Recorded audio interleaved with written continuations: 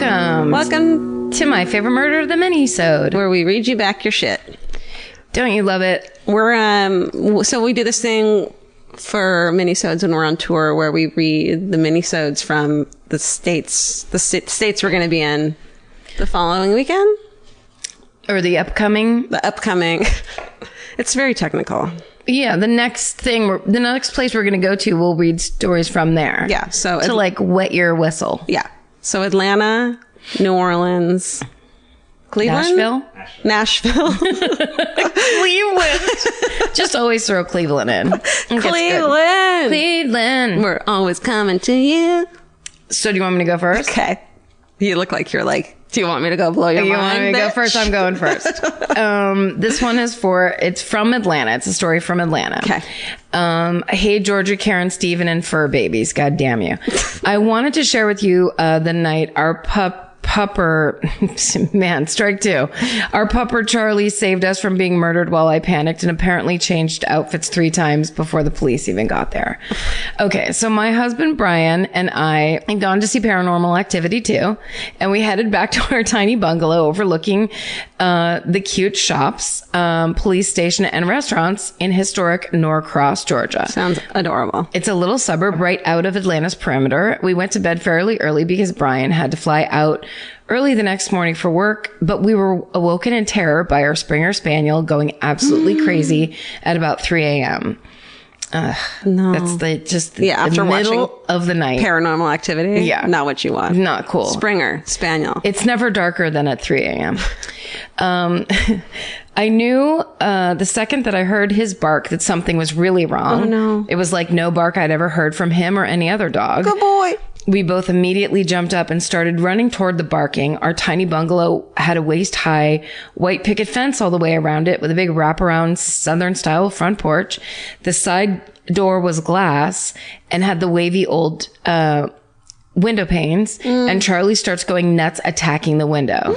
When we look up, there's a man standing there staring at us with his arms casually by his side, rocking back and forth with the most terrifying smile on his face. No! No! I'm already scared because, when I don't like sliding glass doors because, like on a ground floor, because all you can see is your reflection when the lights are on. That's right. That's not okay. You have that, don't you? I have that, and that was just in a movie where we were talking about, oh my God, that's so perfect and scary. And then you turn the light off and it's someone inside at night. Yeah. With all windows going, I feel someone is outside, but now I know they can see me and I can't see them. I'm just going to live in a box. That's all that's happening. Okay.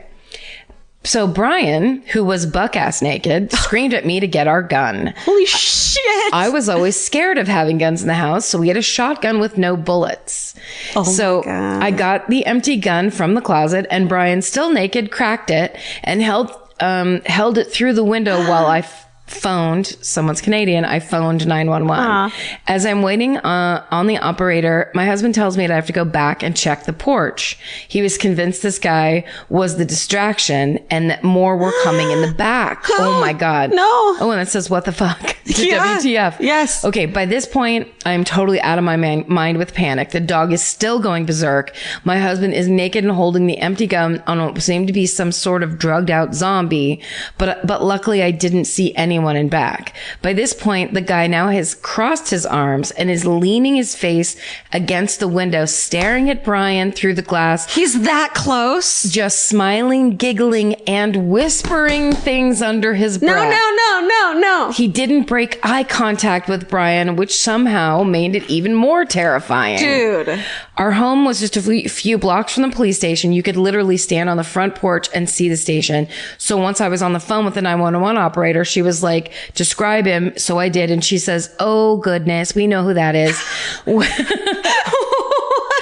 Whatever you do, don't chase him if he runs. So it says, what the fuck? I'm sorry. Apparently, they had picked the guy up earlier in the night and he had just strolled off from the station and ended up at our house. While I was on the phone with 911, my husband said he kept seeing me run back and forth in and out of our bedroom, and each time I ran by, I was in a different change of clothes. He said I changed at least 3 times. Holy I have shit. no memory of it whatsoever. Wow. By the time the police showed up, I had on a summer dress, my hair was pulled up, and I had on lipstick. Brian was still naked with an unloaded gun. The police dragged the zombie criminal off the front porch and arrested him in the front yard. They couldn't stop talking about how creepy the guy was, which must be super creepy considering what cops see every day. Oh, that's so awful. Oh my God. After Brian finally got put on some shorts, he asked one policeman what suggestions he had for better home safety. He said, first, get a dog, and then get a security system, and then get a gun she knows how to use, as he pointed at me. He looked me dead in the eye and said, honey, we generally show up to clean up the mess. If he'd gotten in, he could have killed you and gone in the time it takes us to get here. It was our sweet baby hero, Charlie, who alerted us to something being wrong and was brave enough to not let up until the police got the bad guy. Good boy. He kept his mama sexy and he didn't let me get murdered. Good boy. I love your show. I can't wait to see you live in Atlanta in January. SSDGM, Katie. I'm gonna cry. Charlie, what a good boy. Charlie's a good boy. You gotta have a dog. You Listen, got to. I'm a cat person through and through. You know that. But they're the best. There's no substitution for a fucking dog. The There really loyalty and the fucking fervor. And the when they were describing of the different sounding barking, there is a barking George does at the front when there's somebody on the front porch that we don't know. Doesn't like, and yeah. it sounds completely different than her normal barking. Well, I know when they meow and they want food. And when they meow and they just want to talk, when they meow and they're, this or that. But it's not the same thing. These cats will stare at you as someone breaks into the house. Yeah. They will watch it. Yeah. As like they're fascinated. Absolutely. Like, leave the door open because I want to get the fuck out of here. Oh my God, that made me want to cry. I didn't realize how close he was. His face to the door laughing. And whispering to himself. The whispering. That's just someone who's completely gone. Their mind is gone. Yeah. For whatever reason. I'm also impressed with her husband who took care of shit even though his dick was out. Yeah. Maybe because of it. Yeah. Maybe he was starting to feel himself. Yeah. Not literally. What if he had never mind. I meant in that kind of Stopping. a man of the earth way. Right. Yes. Not in a perverted how way. funny would it be though if Then he gets arrested? They're like, sir, you like this crime too much. you're really into this. Okay. This one's called Nashville Foot Stomper. Lighthearted. Okay, great. I don't know how that's going to happen. Hi, friends. Perfect. I'm from Nashville, Tennessee, and for many years, a man named George Mitchell sparked fear in the toes of my hometown's female citizens. Let's take a step back. Storyteller. George grew up in a rough part of town and at an early age was committing petty theft. Shoplifting turned into purse snatching, and he soon discovered that purses were easier to snatch if he stomped on the woman's foot first.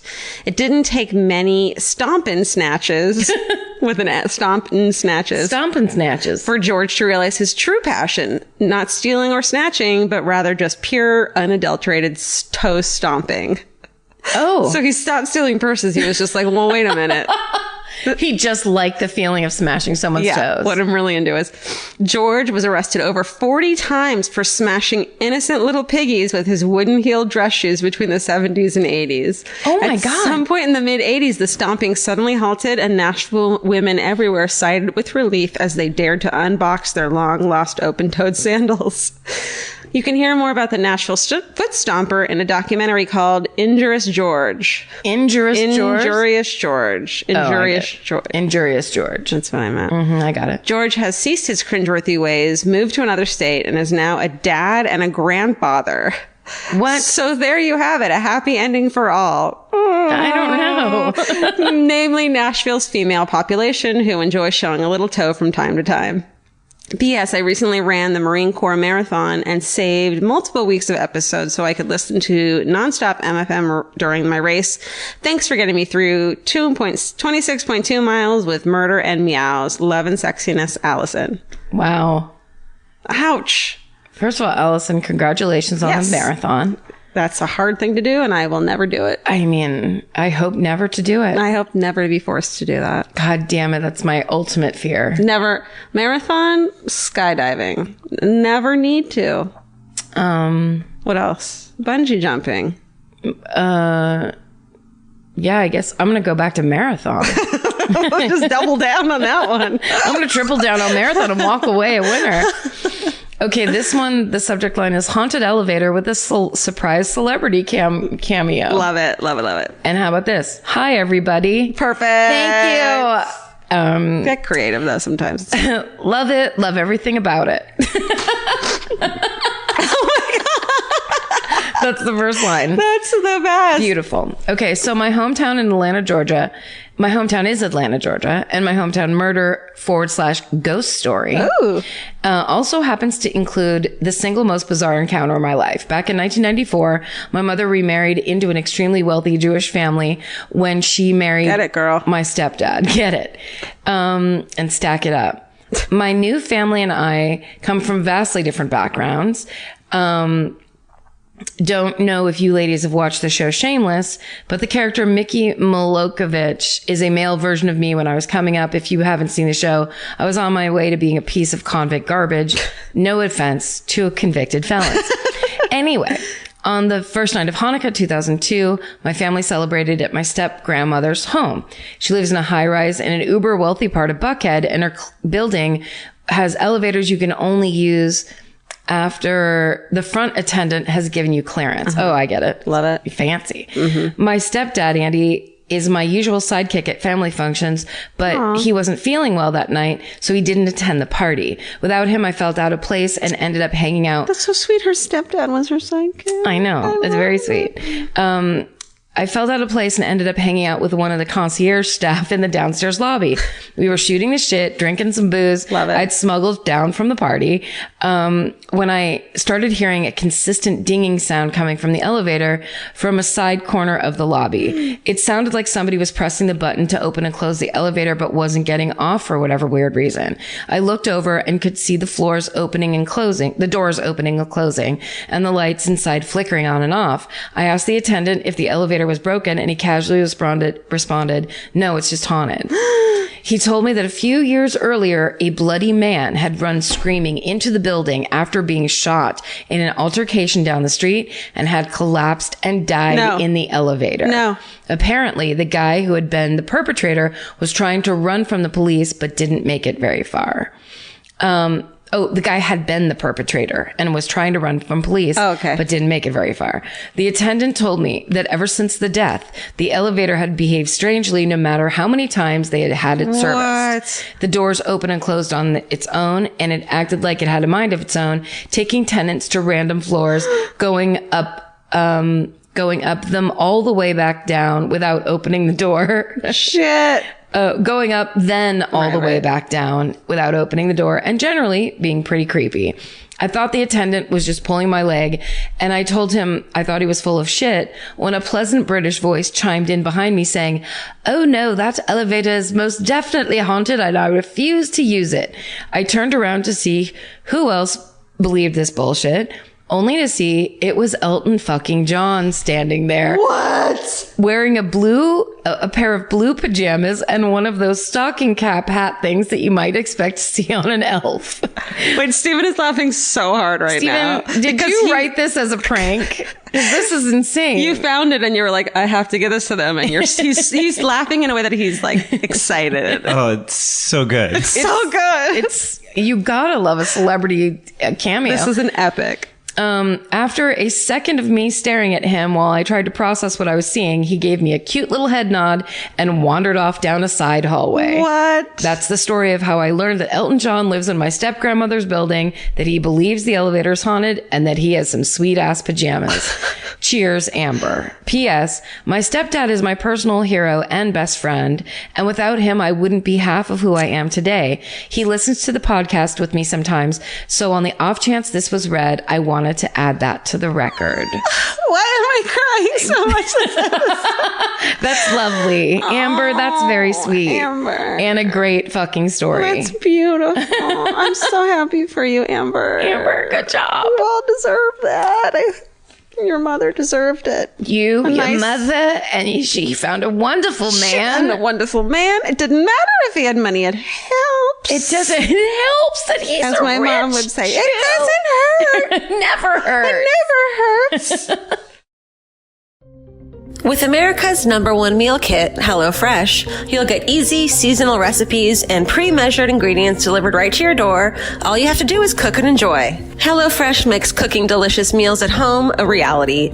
From step-by-step recipes to pre-measured ingredients, you'll have everything you need to get a wow-worthy dinner on the table in about 30 minutes. Say goodbye to endless grocery store trips and takeout. HelloFresh has you covered. There's something for everyone, from family recipes to calorie smart and vegetarian, and fun menu series like Hall of Fame and craft burgers. HelloFresh has more 5-star recipes than any other meal kit, so you'll know you're getting something incredible. HelloFresh is flexible and it fits your lifestyle. Easily change your delivery days, food preferences, and skip a week whenever you need. Break out of your dinner rut and make deliciousness part of every week with HelloFresh.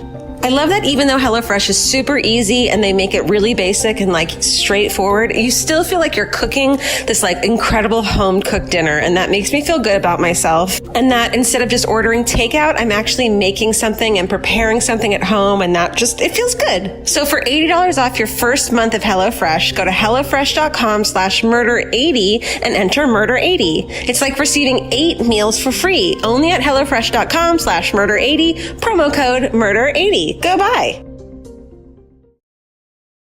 Hello. Hey, Georgia, Karen, and Steven. Doesn't fucking care about pets. Cool. Long-time listener. You like that? Long-time listener has been meaning to write you guys for a while. My little sister Reba turned me onto your show after you guys were on Anna Faris's pod.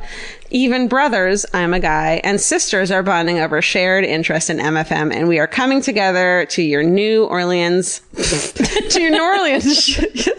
there were 2 different lines, show at the end of January 2018. We are also crazy cat ladies and love the Purrcast, Stephen. Love it. Smiley face. Okay. Lafayette is a big Catholic hub in southern Louisiana. There was a rumor going around town in 1987 that a satanic cult was looking to sacrifice a Catholic priest along with a pregnant woman. You know, like Yes. Satanists like to do.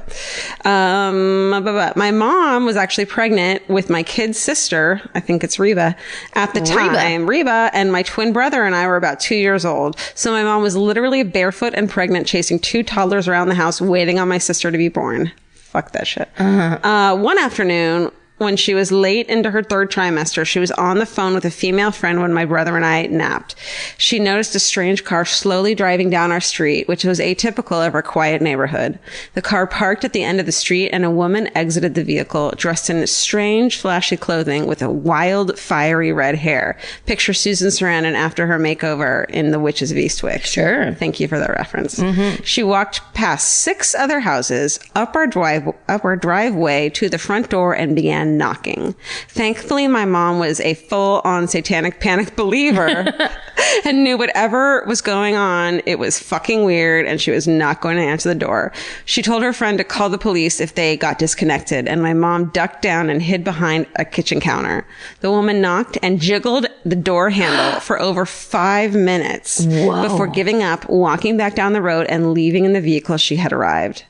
To this day, my mom is certain this wild woman was there to kidnap her for a satanic sacrifice, and also throws in a jab that if my brother and I had not been napping, one of us would likely have given her cover away because we loved when strangers or anyone knocked on the door.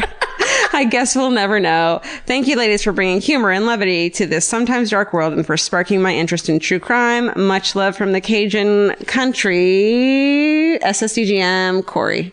Yay. I love that. That's so funny. What are the other things it could have been, though? Like an Avon lady? Yeah. But why would she walk by 6 houses just to go to this woman's house? Maybe she saw how badly she needed foundation. A makeover, yeah. And she was like, girl, but why would... let's fix those eyebrows. It's weird. I think that's a beautiful one to end on. Okay. Just a lot of, we don't know. Doesn't necessarily mean anybody was in danger. Right, but satanic panic is fun. And she played it safe. She didn't get murdered. Because even if it wasn't a satanic, the head of a satanic cabal or something, it could have just been a weirdo lady that was gonna like bum her out. I also want to say that if your kid, even if your kids give you away and they're crying and screaming, that doesn't mean you need to open the fucking door. No. You can fucking clearly blow the person off. You can tiptoe to your door and they hear you, and you can look through the people and nope the fuck out of there and not answer the door. Yeah, you know what you should do? You can look through the people, and then if you get caught, then you look out the window and start whispering and smiling. Why can't you be the creep? Don't be scared of the creep outside. Oh my you God. be the creep. What if no one ever wants to come into your house because you're a creep? You know what's really funny? I think I've said this to you before, but I was walking George one night and I was getting scared. I was like around the corner, and then I looked inside someone's window and I realized I'm the creep right now. I'm looking into the windows. No one can see me. I get to be the creep. Yeah. I thought about that too, like late at night and I'm in bed and like if you hear someone like break into your house, let's say, and it's like they're coming for you, it's like they can't see anything either. Right. In the fucking darkness. And you know your house better than they do. And your eyes are fucking used to this light because you're an insomniac and you've been up for 4 hours. So you can be a fucking scary person too. That's right. And you have run this scenario through your head at least 5 times. Right. So get up out of that bed. And if you're like your all. you have your fucking pepper spray and a knife in your fucking bedside table. I would hope you have, at the very minimum, a butter knife, a kitchen knife, or as my dad used to have, a full-on switchblade in his nightstand. That's what I have too. That's my favorite. I have a switchblade and pepper spray. Switchblades. Yeah. Yeah. I can't close mine, so it's just an open switchblade. Switchblades are very scary on the going back inside. Yeah, I wouldn't fuck with that. Listen, just fuck with people. That's right. And send us your hometowns and anything similar to My Favorite Murder at Gmail. Yeah, any similar to anything you heard today, especially if you've got a story about meeting Elton John, we want to hear it. Ghost stories are great. We love them. If Ghost is great. Dad is a good Elton person. John, I would say it's really way up there, especially if he was wearing his Donald Duck costume when you met him. I can see him having glorious pajamas. And also just being like hilarious and leaving, like knowing it's like, look, it's me. Bye. Yeah, I'm just gonna say one thing. Goodbye. Like the way, like what's his name? Oh no, never mind. Somebody who says one thing. No, how? What's his face? When people in the background of photos. Photobomb. Yeah, but it's Tom Hanks. No. Bill Murray. Thank you, Stephen. How Bill Murray photobombs photos all the time. Does he? Yeah, he does. That's like, yeah, you can do that because you're Bill Murray. That's right. Like the best story. I mean, once you get to that level, your life is so weird anyway. Yeah. There's so many things you can't do. Why not do a couple of things you can do? Yeah, make it weirder. Fun times. Wear an elf hat and go talk to people about the elevator. And also stay sexy. And don't get murdered. Goodbye. Bye. Elvis, you want a cookie?